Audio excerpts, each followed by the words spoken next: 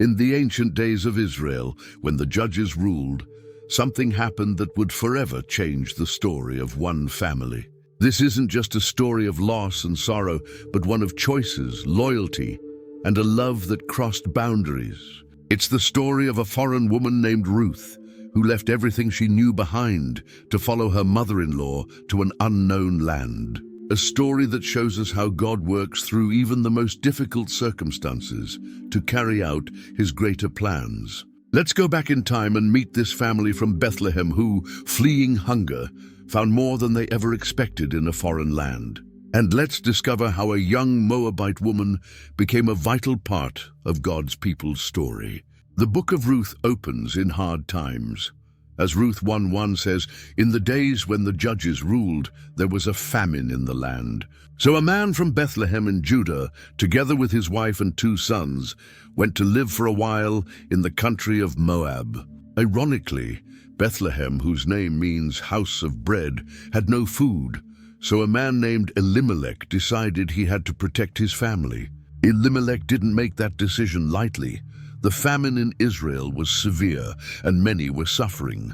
He looked at his wife Naomi and their 2 young sons, Mahlon and Chilion, and knew he had to act. Packing their belongings and leaving their homeland was painful, but necessary for survival. The journey wasn't easy. From the hill country of Judah, the family traveled east, crossing the Dead Sea into the highlands of Moab. It was a foreign land with foreign people, different customs, and more importantly, different gods.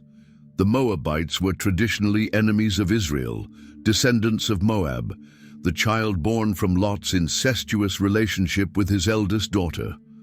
But hunger left Elimelech with no choice. They went to Moab and lived there, continues verse 2. It was meant to be temporary, just until the famine in Judah passed.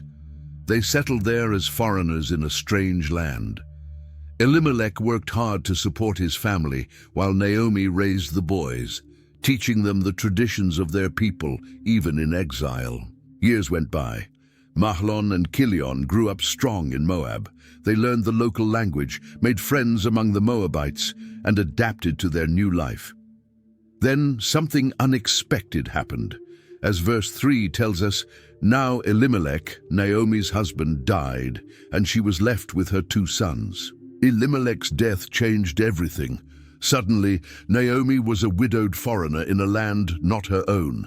Her sons, now grown, became the family's providers. It was a time of grief and adjustment. Naomi deeply felt the loss of her husband, but found comfort in her sons, who now cared for her. As time passed, Mahlon and Chilion integrated even more into Moabite society, and as young men, they looked for wives.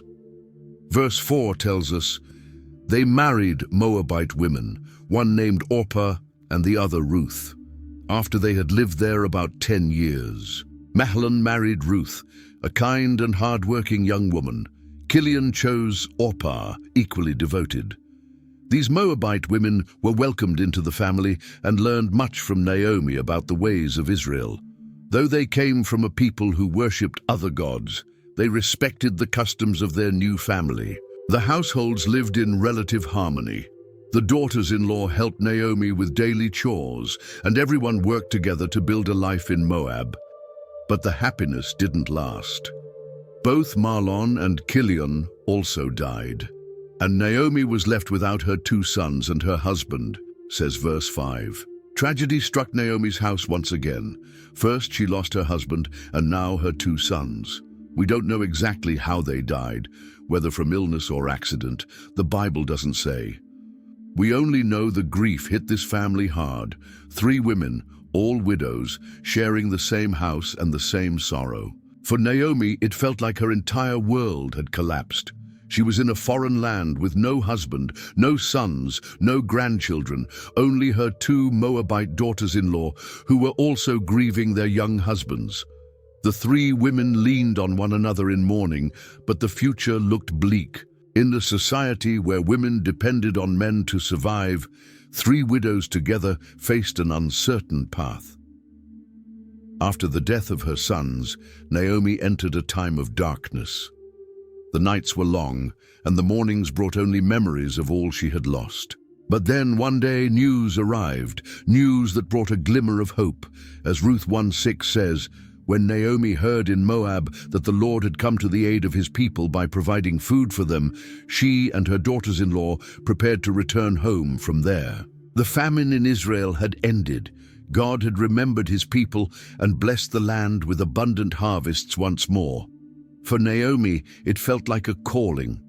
After nearly 10 years in Moab, she felt it was time to return home, to her land, her people. There was no reason to stay in a foreign place anymore. The decision wasn't easy. Moab had been her home for a long time.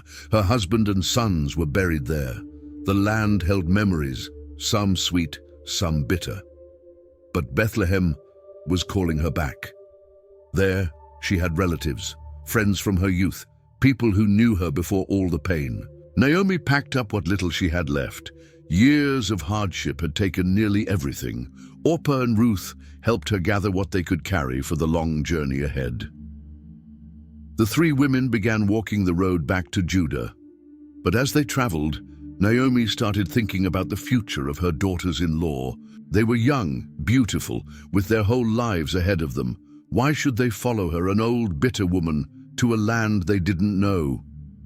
Along the way, Naomi stopped and turned to her daughters-in-law. With tears in her eyes, she spoke from the heart, as recorded in verses 8 and 9. Then Naomi said to her two daughters-in-law, "Go back, each of you, to your mother's home. May the Lord show you kindness, as you have shown kindness to your dead husbands and to me.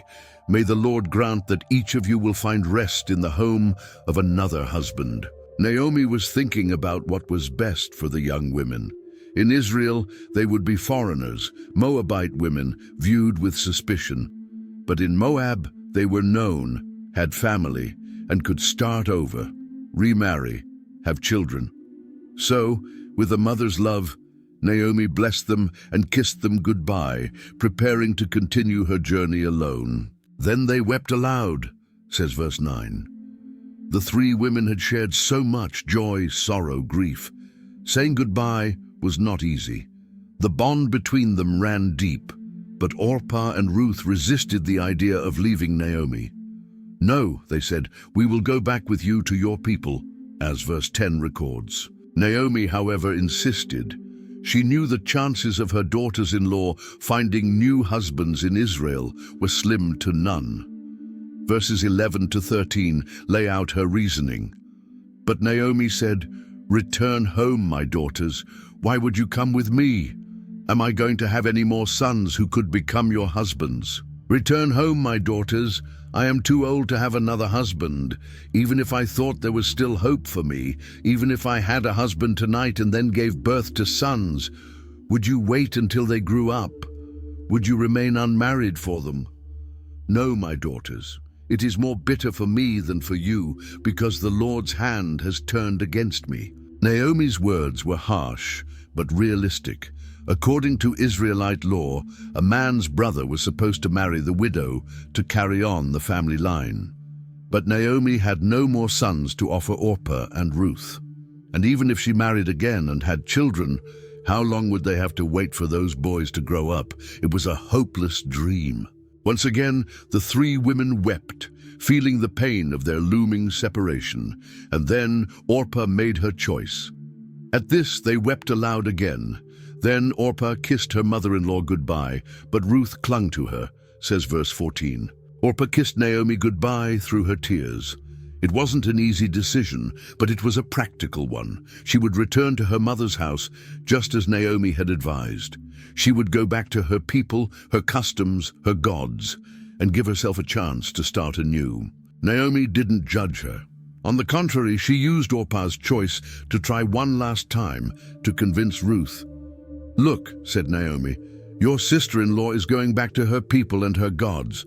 Go back with her." Verse 15.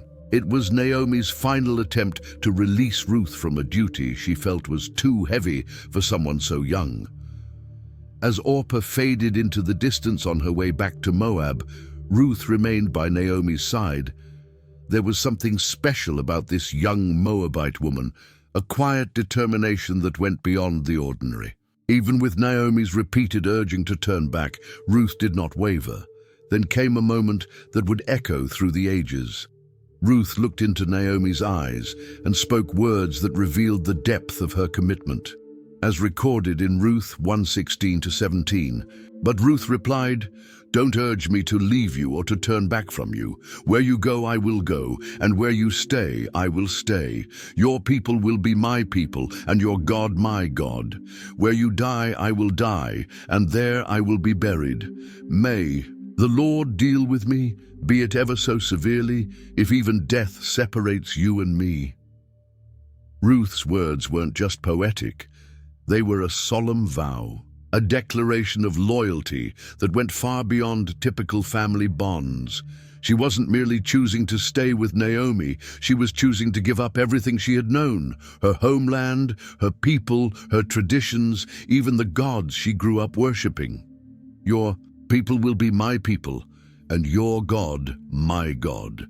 This was more than duty or sympathy.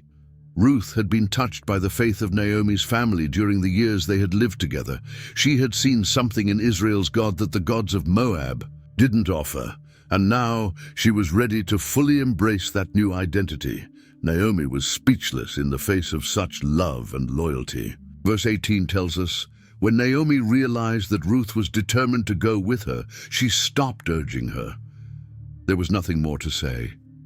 Ruth had made her choice, one that would shape both their destinies in ways they couldn't yet imagine. So, the two women, one older and bitter, the other young and steadfast, continued together down the dusty road to Bethlehem. The journey from Moab to Bethlehem was not easy. It was roughly 80 kilometers through rugged mountainous terrain and desert. For two women traveling alone, it was a hard and dangerous trip. Without male protection, they were vulnerable to robbers and other dangers on the road. They walked during the day, resting when the sun grew too hot. At night, they camped wherever they could, sharing the little food they had brought with them. Along the way, Naomi told stories about Bethlehem, what it was like before the famine, the people they might meet. Ruth listened closely, trying to picture what her new life would be like in this unfamiliar land. As they walked, Ruth must have thought about everything she was leaving behind. Her family, her friends, everything familiar. She was going to a place where she would be a foreigner, a Moabite in Israelite territory. Moabites were generally despised by the Israelites, considered descendants of an incestuous relationship and worshippers of idols. But still, Ruth pressed on. Her loyalty to Naomi was stronger than her fear of the unknown. And perhaps, deep in her heart, she felt this journey was more than just a change in location. It was a calling to something greater. Day by day, they drew closer to Judah. The landscape began to change. The hills of Moab gave way to the mountains of Judah. And finally, after many long days of travel, they saw Bethlehem in the distance. The small town of Bethlehem appeared on the horizon, nestled among rolling green hills. It was the beginning of spring, the time of the barley harvest. The fields surrounding the town were golden, ready to be reaped. For Naomi, it was a familiar sight, yet one filled with mixed emotions. This was her home, but she was returning as a different person than the one who had left. As Ruth 1:19 says, so the two of them went on until they came to Bethlehem. And when they came to Bethlehem, the whole town was stirred because of them, and the women said, "Is this Naomi?" The arrival of the two women caused a stir in the small community. Bethlehem wasn't a large town. Everyone knew everyone. Many still remembered Naomi, the wife of Elimelech, who had left with her family during the famine nearly 10 years before. But now she returned alone, accompanied only by a young foreigner. Where were Elimelech and her sons? People stepped out of their homes, pointing and whispering, "Is that Naomi?" They asked one another, barely recognizing the older woman, stooped and worn down by grief, walking the streets of the city. Naomi heard the whispers and felt the weight of their stares. 10 years had passed, years filled with joy and sorrow, life and loss. She was no longer the Naomi who had once left Bethlehem, and she wanted everyone to know it. "Don't call me Naomi," she said, according to verse 20. "Call me Mara, because the Almighty has made my life very bitter." Naomi, which means pleasant or sweet, no longer felt her name suited her. Mara, meaning bitter, seemed a more fitting reflection of what she had become. She didn't hide her pain, nor her belief that God had dealt harshly with her. Continuing in verse 21, she poured her heart out. "I went away full, but the Lord has brought me back empty. Why call me Naomi? The Lord has testified against me, and the Almighty has brought misfortune upon me." It was a raw and honest lament. When she left Bethlehem, she had a husband and 2 sons. She had hope, a future. Now she returned with none. Of that, only a foreign daughter-in-law by her side. In Naomi's mind, God had taken everything from her. The people of Bethlehem listened in silence, grasping the depth of her sorrow. Some of the older women who had known Naomi before came closer to offer comfort. There was sympathy in their eyes, perhaps even a tinge of guilt for not sharing. More when the famine had driven Naomi's family away. Meanwhile, Ruth stood quietly by Naomi's side, taking everything in with watchful eyes. These were the people she had chosen as her own. These streets would be her new home. She was a foreigner, and she could feel some wary glances, but she was determined to stand firm in her decision.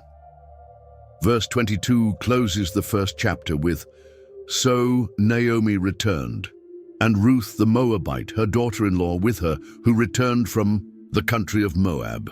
And they came to Bethlehem at the beginning of barley harvest." It seems like a simple detail, but it carries weight. They arrived at the start of the barley harvest, in spring, a time of renewal, of new life after winter.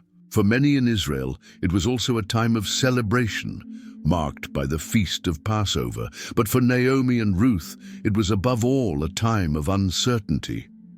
As 2 widows without male protection, their future was fragile. In both Israelite and Moabite society, women depended on men, fathers, husbands, or sons for security. Without them, they were vulnerable.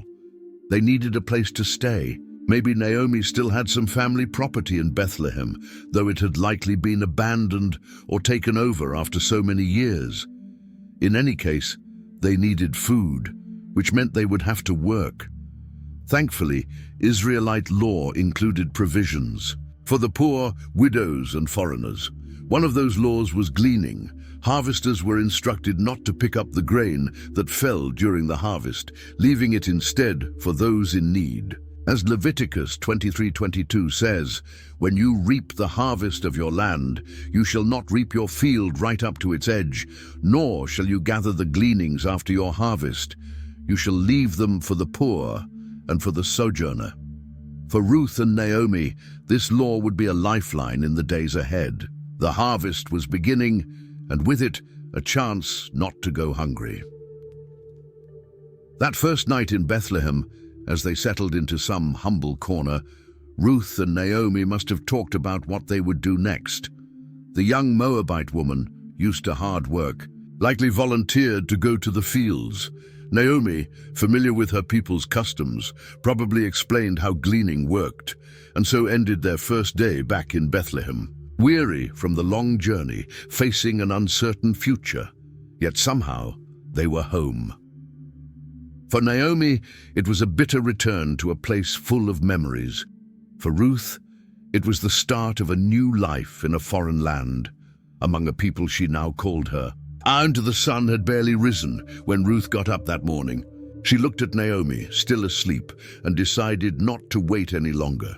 They needed to eat, and the barley harvest was in full swing in the fields around Bethlehem. It was time to act. In Israel, there was a special law meant to help the poor. Widows and foreigners God had commanded in Leviticus 19:9-10, "When you reap the harvest of your land, you shall not reap your field right up to its edge, neither shall you gather the gleanings after your harvest, and you shall not strip your vineyard bare, neither shall you gather the fallen grapes of your vineyard. You shall leave them for the poor and for the sojourner." This was the law of gleaning. Landowners were not to harvest every last grain. They were to leave the edges of their fields and anything that fell during the harvest for those in need. To gather, it was a way to ensure no one would go hungry, especially those who had no other means of support. Ruth knew of this tradition because she had heard about it from Naomi. Now she would have to put it into practice. She didn't want to be a burden to her mother-in-law. On the contrary, she wanted to take care of her. So she decided to take the initiative. "Let me go to the fields and pick up the leftover grain behind anyone in whose eyes I find favor," Ruth said to Naomi, as recorded in Ruth 2:2. She was asking for permission, showing respect to her mother-in-law, but also showing determination. She wasn't going to sit idly by, waiting for food to fall from the sky. Naomi saw her daughter-in-law's resolve and agreed, "Go ahead, my daughter." Perhaps she gave her some guidance on where to go and how to behave, but in the end, she trusted Ruth's good judgment. And so, with an empty basket and hope in her heart, Ruth set out toward the fields. She didn't know anyone in Bethlehem. She didn't know exactly where to go. She simply followed where she saw other workers heading and chose a field where she could glean the leftovers. So she went out, entered a field, and began to glean. "Behind the harvesters," continues verse 3, "it was hard labor under the hot sun."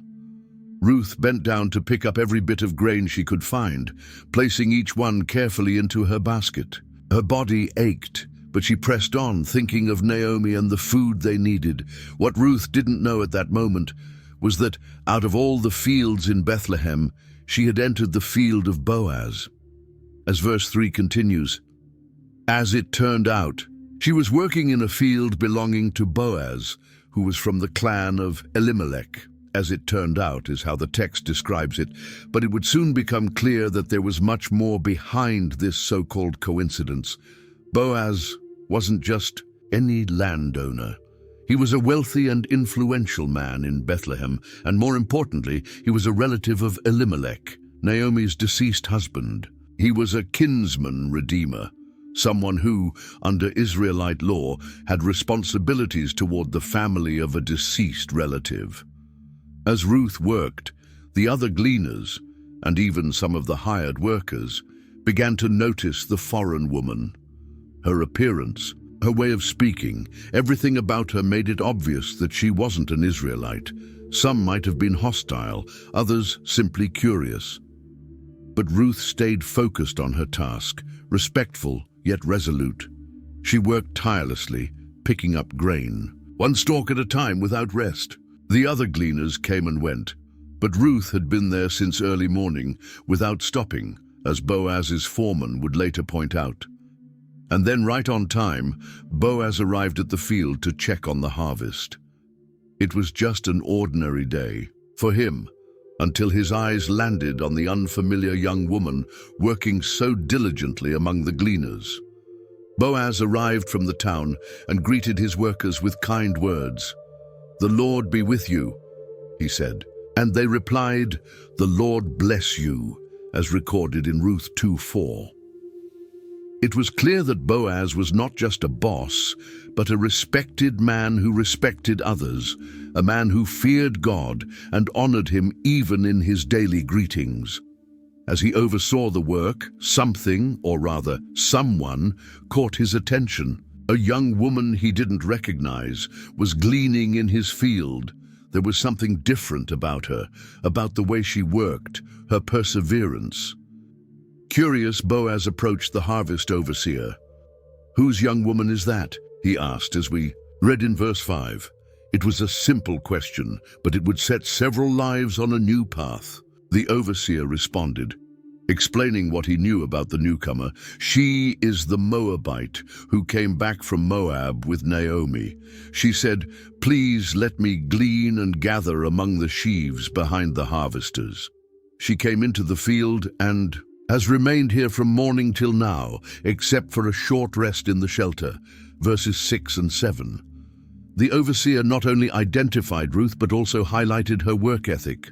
She had asked permission to glean, demonstrating respect for the landowner, and had been working hard since morning, with only a brief pause. That said a lot about her character.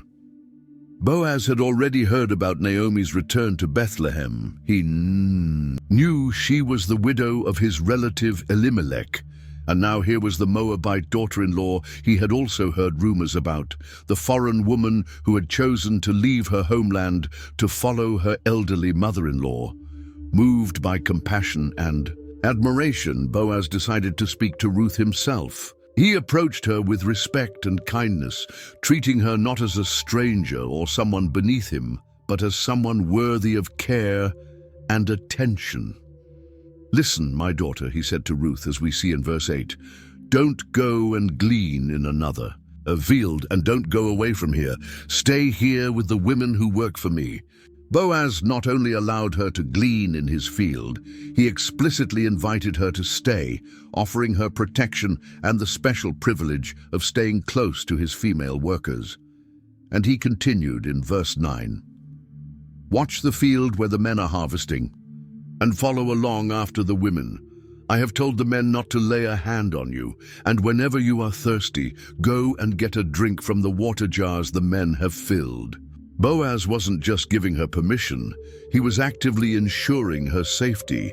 He had instructed his men not to bother Ruth, a crucial protection for a foreign woman in a field full of male workers. And beyond that, he offered her access to water drawn by his own servants, an important comfort during long hours under the scorching sun. Ruth was stunned by such unexpected kindness. As a foreigner, she expected mere tolerance, certainly not favor. Following the custom of the time, she bowed down with her face to the ground and asked him, "Why have I found such favor in your eyes that you notice me, a foreigner?" Verse 10. It was an honest question. Why would he, a man of standing in Israel, show such kindness to her, a Moabite? The Moabites were traditionally enemies of Israel. Why should she deserve such treatment? Boaz's response revealed that his kindness was not random. It was a reaction to Ruth's own character and actions. As we read in verses 11 and 12, Boaz replied, "I've been told all about what you have done for your mother-in-law since the death of your husband, how you left your father and mother and your homeland and came to live with a people you did not know before. May the Lord repay you for what you have done. May you be richly rewarded by the Lord, the God of Israel, under whose wings you have come to take refuge." Boaz wasn't just impressed by Ruth's presence in his field that day. He had heard the whole story. Her loyalty to Naomi, her willingness to leave everything behind, her choice to seek refuge under the wings of Israel's God. All of it pointed to an extraordinary character. And Boaz acknowledged that. Touched by such kind words, Ruth responded, with humility, "May I continue to find favor in your eyes, my lord," she said. "You have put me at ease by speaking kindly to your servant, though I do not have the standing of one of your servants." Verse 13. She understood the honor she was receiving, greater than she believed she deserved. The conversation could have ended there, but Boaz's generosity had no limits that day. At mealtime, he invited her to join the workers. As we read in verse 14, at mealtime, Boaz said to her, "Come over here, have some bread and dip it in the wine vinegar." When she sat down with the harvesters, he offered her some roasted grain. She ate all she wanted and had some left over. This was no ordinary invitation for a gleaner, especially a foreigner. But Boaz was determined to show kindness to this woman who had shown such kindness to Naomi. Not only did he invite her to eat, he made sure she had an abundant portion, so much that she had leftovers. And Boaz's generosity didn't stop after the meal. When Ruth went back to work, he gave special instructions to his workers. As we see in verses 15 and 16, as she got up to glean, Boaz gave orders to his men, "Let her gather among the sheaves and don't reprimand her. Even pull out some stalks for her from the bundles and leave them for her to pick up, and don't rebuke her." This went far beyond the gleaning laws. Boaz was telling his workers to intentionally leave extra grain for Ruth to gather. It was a calculated act of generosity, making sure she had more than enough without humiliating her with obvious charity. She would still work for what she gathered, preserving her dignity, but her reward would be far greater thanks to Boaz's quiet instructions. And so Ruth worked until evening, gleaning in Boaz's field. When she finally stopped to thresh what she had gathered, the result was impressive.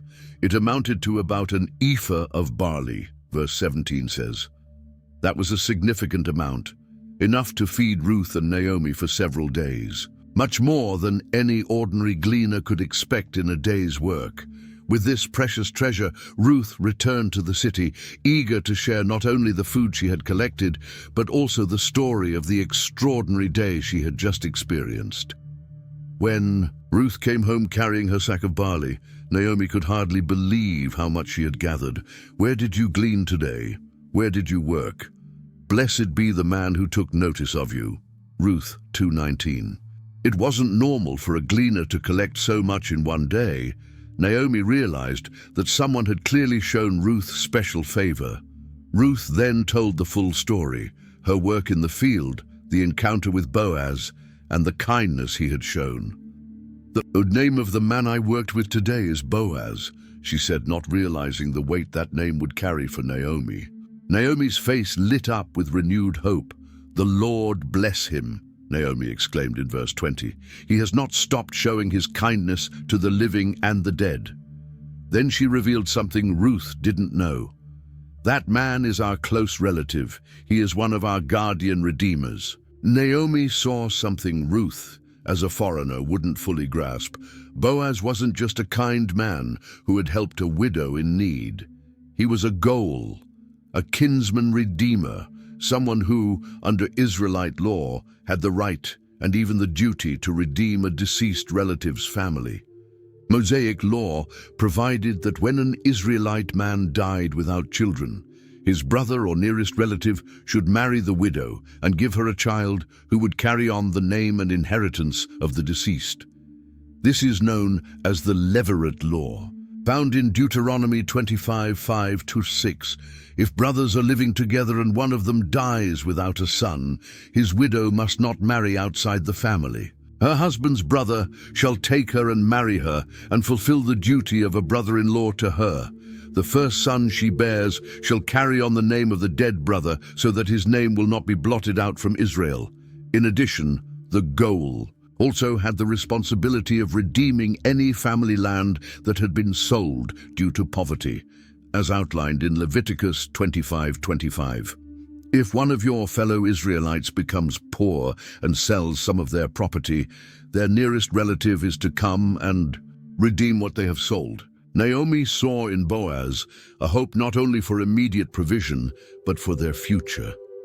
As a close relative of Elimelech, Boaz could serve as a goal, marrying Ruth to preserve the family line and possibly even redeeming any family property that had been lost. Encouraged by this revelation, Ruth shared more of Boaz's words.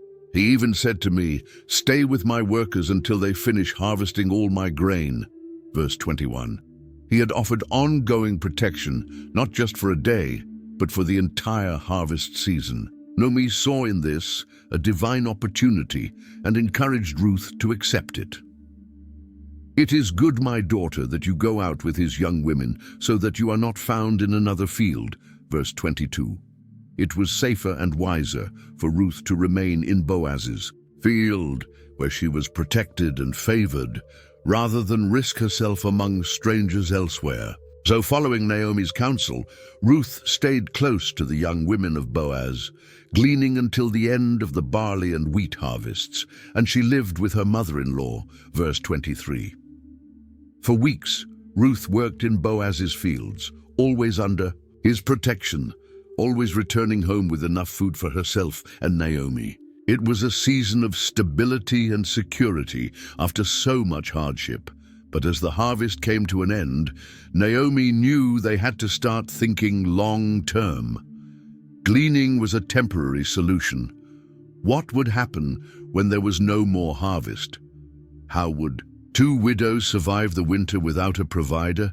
That's when Naomi, inspired by the divine providence that had already brought Ruth to Boaz's field, began to formulate a plan, an audacious plan that, if successful, could secure a permanent future for them both. In Ruth 3:1-4, we see Naomi explaining the plan to Ruth. "My daughter, should I not seek rest for you, that it may be well with you? Is not Boaz, with whose young women you were, our relative? See, he is winnowing barley tonight at the threshing floor. Wash therefore and anoint yourself, and put on your cloak and go down to the threshing floor. But do not make yourself known to the man until he has finished eating and drinking. But when he lies down, observe the place where he lies. Then go and uncover his feet and lie down, and he will tell you what to do." Naomi's plan was risky and could easily be misunderstood. She was instructing Ruth to approach Boaz in an intimate setting, the threshing floor at night, after he had eaten and drunk, when he would be alone. To an outside observer, this encounter might seem inappropriate, even scandalous. But Naomi knew Boaz.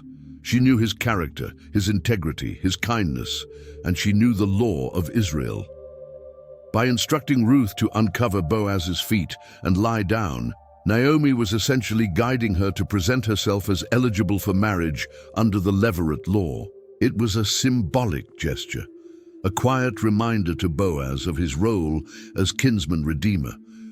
Ruth, trusting Naomi's wisdom and the kindness she had already seen in Boaz, agreed. "All that you say, I will do," she replied in verse 5. It was an act of faith and trust, both in Naomi and in Boaz, and ultimately in the God of Israel, under whose wings she had come to seek refuge. So, with the plan set, Ruth prepared for an encounter that could change her life forever. The harvest was over, and it was a time of celebration. Boaz, as the landowner, was overseeing the final stage, the winnowing of barley at the threshing floor.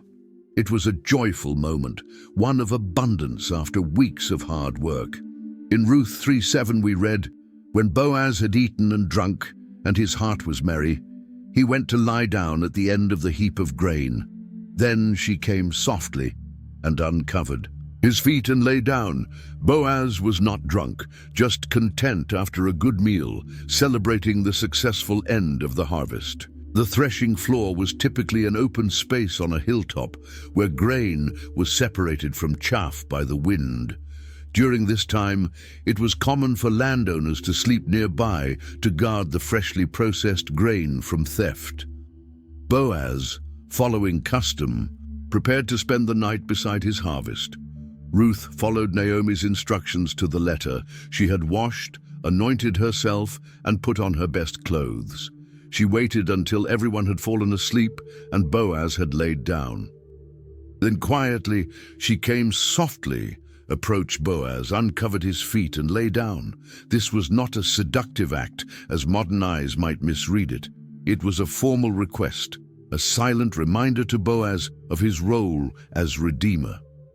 By uncovering his feet, Ruth was symbolically asking him to extend his protection over her, to spread the corner of your garment over me, a Hebrew expression tied to marriage and covenant. Sometime in the night, Boaz stirred, perhaps from the chill of his uncovered feet or the movement of Ruth nearby. At midnight, the man was startled and turned over, and behold, a woman lay at his feet, says verse 8. Imagine Boaz's surprise, waking up in the dark to find someone there. "Who are you?" he asked in verse 9. In the darkness, he couldn't see clearly. Ruth answered plainly, I am Ruth, your servant. Spread your wings over your servant, for you are a redeemer. Her response was both an identification and a proposal. Spread your wings over your servant was a poetic way of saying, marry me. And she made her reason clear, for you are a redeemer. She wasn't appealing to Boaz's emotions, but to his role and responsibility under the law as a close relative. It was a situation ripe for misinterpretation. A young woman at night approaching a man as he slept, it could have seemed improper.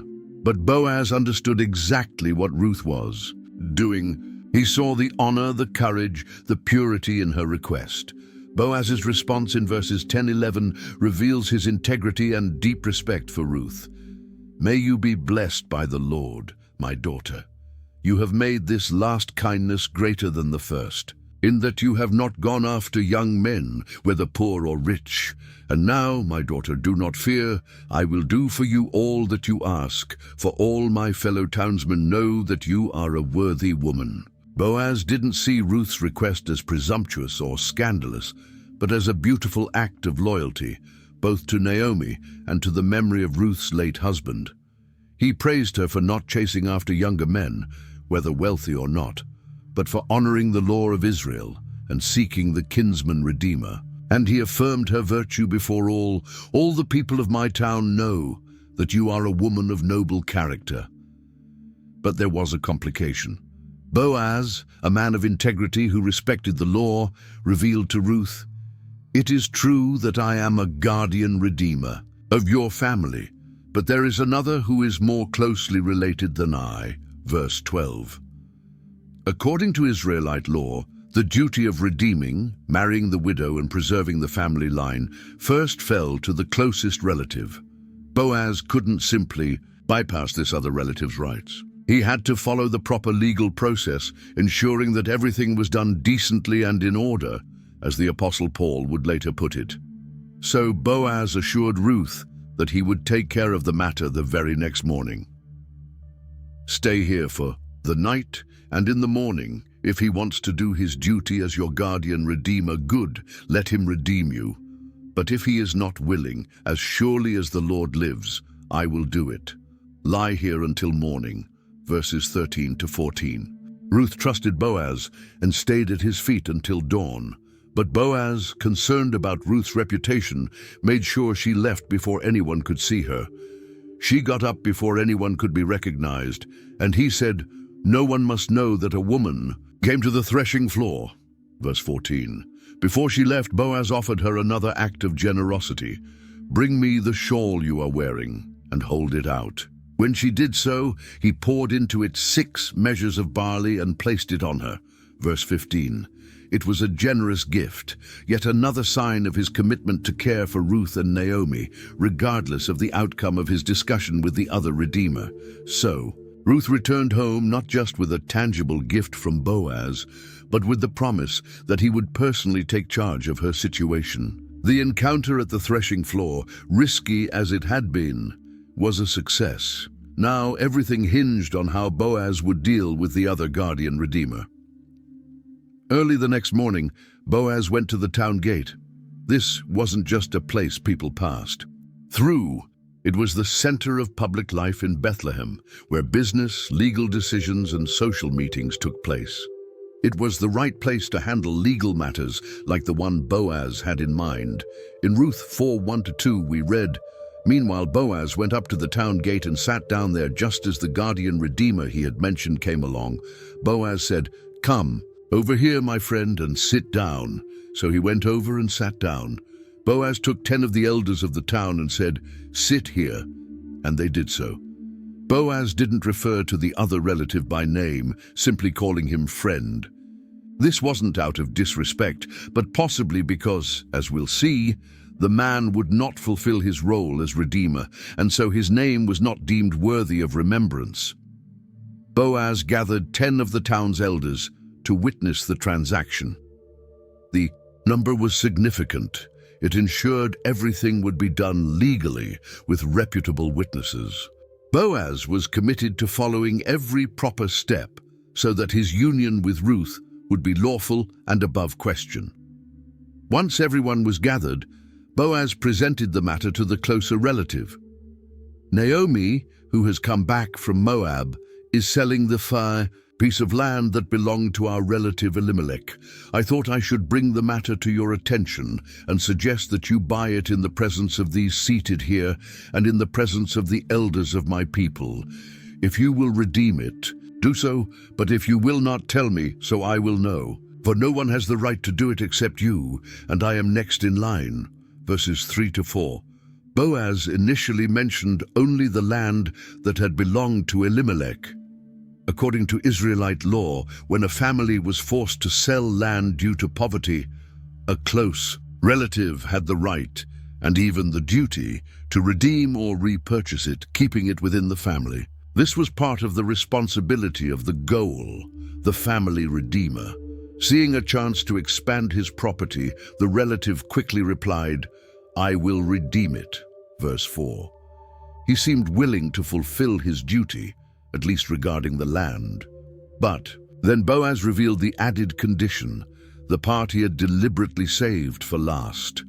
On the day you buy the land from Naomi, you also acquire Ruth the Moabite, the dead man's widow, in order to maintain the name of the dead with his property.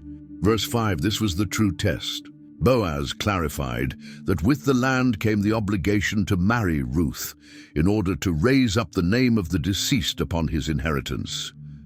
This meant that any son born from that union would legally carry the name and inheritance of Ruth's late husband, Mahlon, not the name of the new husband. The land the Redeemer bought would eventually go to that child, not to his own heirs. That changed everything for the other man. What had seemed like a good investment, adding land to his estate, suddenly became a costly obligation. He would have to spend his resources on property that would ultimately benefit someone else's lineage. His response was straightforward. Then I cannot redeem it because I might endanger my own estate. You redeem it yourself, I cannot do it. Verse 6. He chose to step aside and let Boaz take on the responsibility, to confirm the transaction publicly, in line with the customs of the time. Now, in earlier times in Israel, for the redemption and transfer of property to become final, one party took off his sandal and gave it to the other. This was the method of legalizing transactions in Israel. Verse 7. So the guardian redeemer removed his sandal and gave it to Boaz, saying, "Buy it yourself." Verse 8. It was a symbolic gesture officially transferring the right of redemption to Boaz. With the way now clear, Boaz addressed the elders and all the people gathered there. "Today you are witnesses that I have bought from Naomi all the property of Elimelech, Chilion, and Mahlon. I have also acquired Ruth the Moabite, Mahlon's widow, as my wife, in order to maintain the name of the dead with his property, so that his name will not disappear from among his family or from his hometown. Today you are witnesses." Verses 9-10. Boaz was not merely settling a legal matter, he was making a public declaration of his commitment to Ruth and to preserving her family's legacy. He was honoring not just the letter of the law, but its spirit, ensuring that Mahlon's name would continue through his widow. The response of the elders and the people was enthusiastic and full of blessing. In verses 11-12 they said, "We are witnesses. May the Lord make the woman who is coming into your home like Rachel and Leah, who together built up the house of Israel. May you prosper in Ephrathah and be famous in Bethlehem. Through the offspring the Lord gives you by this young woman, may your family be like that of Perez, whom Tamar bore to Judah." They compared Ruth to Rachel and Leah, Israel's matriarchs and Jacob's wives, who gave birth to the sons that became the 12 tribes of Israel. This was a profound honor, recognizing Ruth not as a foreigner, but as someone worthy to be counted among the founding mothers of the nation.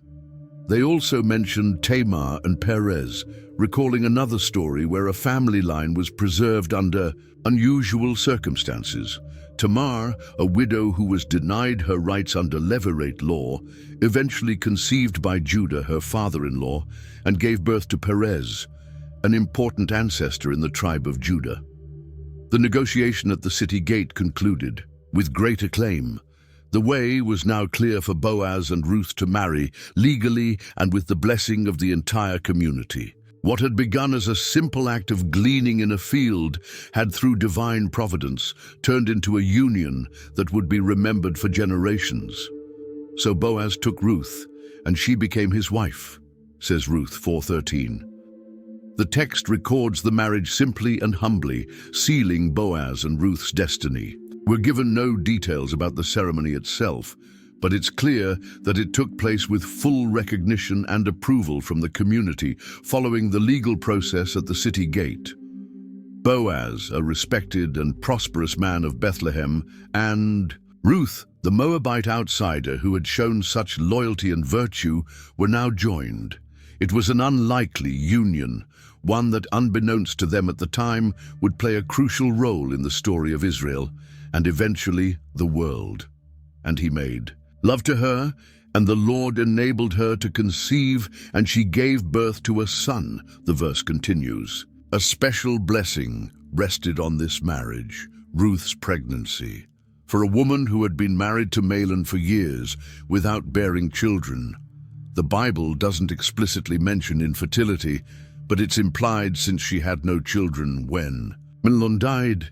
This conception was especially significant. When the baby was born, the celebration wasn't only for Boaz and Ruth, but especially for Naomi.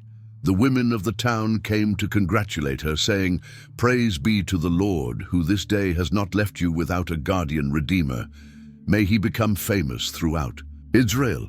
He will renew your life and sustain you in your old age. For your daughter-in-law, who loves you and who is better to you than 7 sons, has given him birth." Verses 14-15. Notice that although the baby was the son of Ruth and Boaz, the women congratulated Naomi. This reflects the cultural understanding that the child born through levirate marriage was, in a sense, considered the child of the deceased, continuing his lineage. For Naomi, who had lost her husband and sons, this baby represented the restoration of her family. The women also recognized Ruth's extraordinary value, saying she was better than 7 sons. In a society where sons, especially many sons, were seen as the greatest blessing, this was an incredible compliment. Ruth, through her loyalty and love, had brought more blessing to Naomi than many sons could have. Then Naomi took the child in her arms and cared for him, says verse 16. Naomi not only celebrated her grandson's birth, but took an active role in his upbringing. Holding him in her lap was a symbolic gesture of adoption, affirming that this child would truly carry on her son Mahlon's line. The women living there said, "Naomi has a son," and they named him Obed. He was the father of Jesse, the father of David. Verse 17. The name Obed means servant or worshipper, possibly reflecting the hope that he would be a faithful servant of the Lord. Interestingly, it was the neighbors who named the child, emphasizing the communal nature of the event. The entire neighborhood shared in the joy and recognized the significance of this birth. Verse 17 also foreshadows this baby's future importance. Obed would become the grandfather of King David. What began as a story of loss and despair had become a vital link in Israel's history. For Ruth and Boaz, the birth of Obed marked the fulfillment of their unexpected but blessed union. For Naomi, it was the restoration of hope and joy after years of bitterness. And for the community of Bethlehem, it was a testimony to God's goodness, turning mourning into dancing and restoring what once seemed hopelessly lost. The book of Ruth ends with what might seem surprising: a genealogy. The final verses, Ruth 4:18-22, trace the lineage from Perez, son of Judah, down to David, highlighting Obed's place in that line. This, then, is the family line of Perez. Perez was the father of Hezron, Hezron the father of Ram, Ram the father of Amminadab, Amminadab the father of Nahshon, Nahshon the father of Salmon, Salmon the father of Boaz, Boaz the father of Obed, Obed the father of Jesse, and Jesse the father of David. This genealogy isn't just a technical appendix at the end of a beautiful story. It's the key to understanding the broader significance of the book of Ruth within the grand biblical narrative. It reveals that the seemingly simple story of a Moabite widow and her Israelite mother-in-law was in fact a crucial link in the chain leading to Israel's greatest king, David, and ultimately to the Messiah. Jesus Obed, the son of Ruth and Boaz, became the father of Jesse.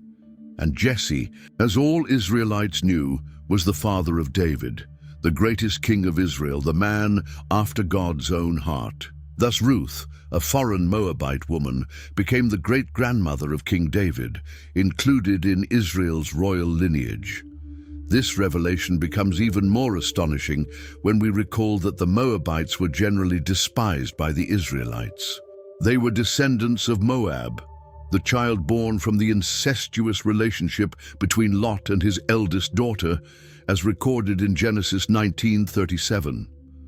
The Mosaic law had laid out strict prohibitions regarding the Moabites. No Ammonite or Moabite may enter the assembly of the Lord. Even to the 10th generation, none of them may ever enter the assembly of the Lord. Deuteronomy 23:3.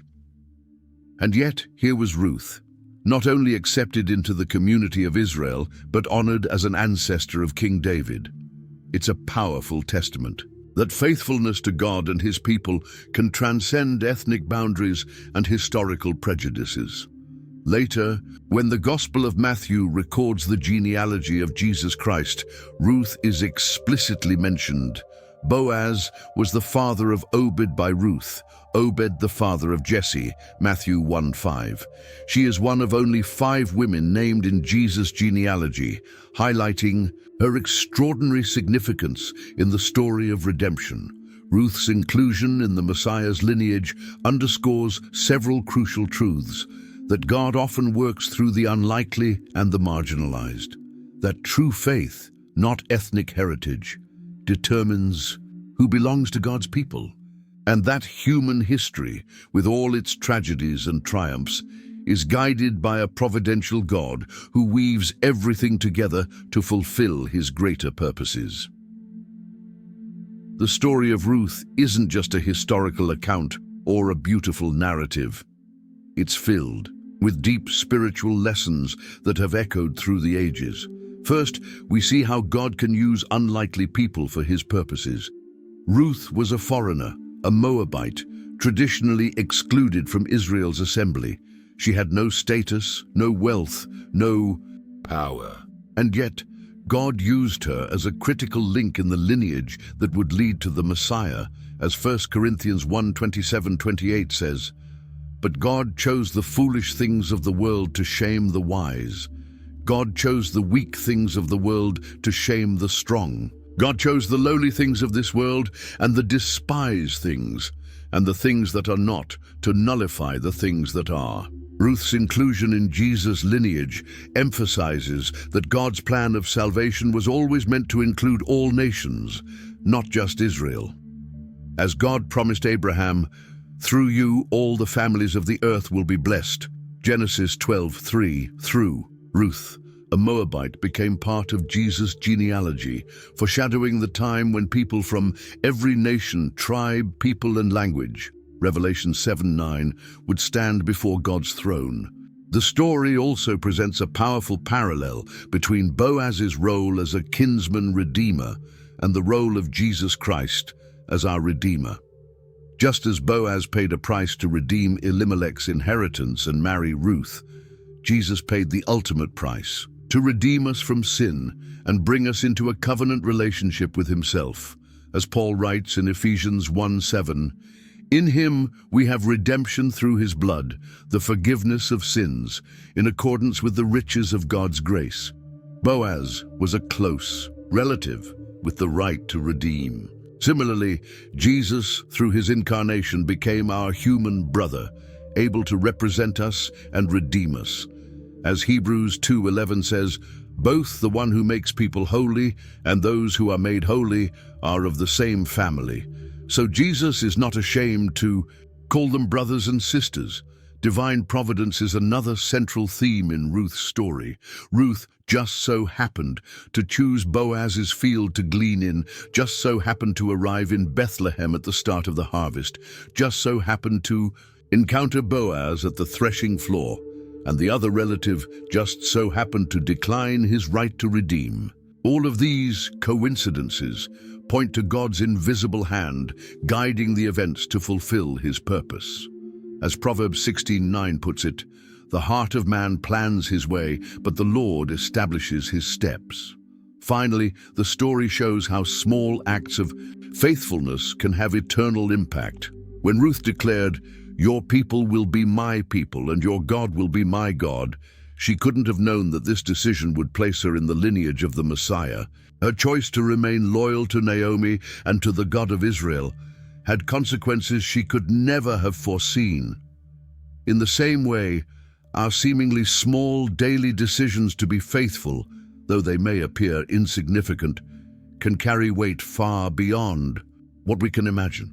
As Jesus said in Luke 16:10, "Whoever is faithful with very little will also be faithful with much, and whoever is dishonest with very little will also be dishonest with much." Ruth's story vividly illustrates what the Apostle Paul would write centuries later, and we know that in all things God works for the good of those who love him, who have been called according to his purpose. Romans 8:28. Through loss, grief, poverty, and hardship, God was weaving a story of redemption, not only to bless Ruth, Boaz, and Naomi in their time, but one that would ripple through King David and ultimately to Jesus Christ, bringing blessing to the entire world.